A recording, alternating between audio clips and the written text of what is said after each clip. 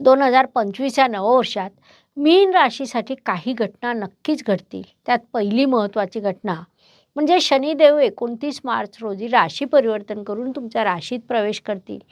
तेथून तुमच्यासाठी 7.5चा दुसरा टप्पा सुरू होईल. 7.5 वाईट नसते. 7.5 येते ती आपल्याला मार्गदर्शन करायला, जबाबदाऱ्या पूर्ण कशा कराव्या हे शिकवायला 7.5 आलेली असते. 7.5च्या या टप्प्यामध्ये मीन जातक जबाबदारीने कार्य करतील. जबाबदार होतील, नाती आणि त्याचं महत्त्व पुन्हा एकदा तुमच्या लक्षात येईल. ही बाब तुमच्यासाठी सकारात्मक ठरू शकते.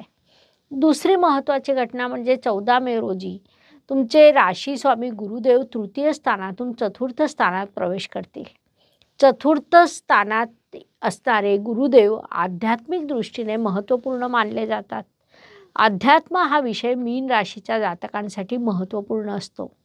कारण तुमचे राशी स्वामी म्हणजे गुरुदेव आणि तुमची राशी जलतत्वाची आहे.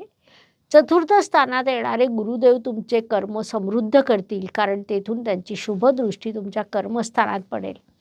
तसंच अनेक बाबतीत तुम्हाला अत्यंत शुभ परिणाम ते देणार आहे. त्याहून महत्त्वाची गोष्ट म्हणजे मीन राशीत सगळ्यात उपयुक्त ठरणारी घटना 18 मे रोजी राहू ग्रह तुमच्या व्ययस्थानात जाईल. मागील 1.5 वर्षात जो तुमचा स्वभाव बनला होता की सातत्याने राग येणं, माझं तेच खरं अशी भूमिका व्हायला लागली होती, त्यात बदल घडून येईल. तसंच तो तुमचा जो मूळ स्वभाव आहे की सर्वांशी प्रेमाने वागणं, सर्वांचा आदर करणं, सर्वांना जेवू घालणं, तो स्वभाव पुन्हा एकदा सुरळीत होईल. अजून एक महत्त्वाची घटना म्हणजे 28 जानेवारी ते 31 मे या 4 महिन्यांसाठी शुक्रदेव तुमच्या राशीत उच्चीचे होणार आहे. आपल्याला माहिती आहे की शुक्रदेव हे भौतिक गोष्टीचे कारक आहे. पैसा, समृद्धी या गोष्टी त्यांच्या कारकत्वात येतात. असे शुक्रदेव जेव्हा तुमच्या राशीत येऊन उच्चीचे होतील, तेव्हा या सर्व गोष्टीचे शुभ प्रभाव तुम्हाला प्राप्त होतील.